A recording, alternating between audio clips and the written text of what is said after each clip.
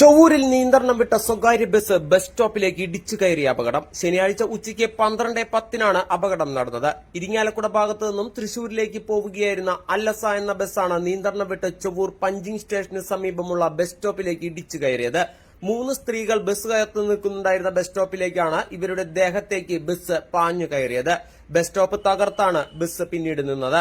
ദിവസങ്ങൾക്ക് മുമ്പ് അപകടമുണ്ടായ അതേ സ്ഥലത്താണ് ഇന്ന് വീണ്ടും അപകടമുണ്ടായിട്ടുള്ളത്.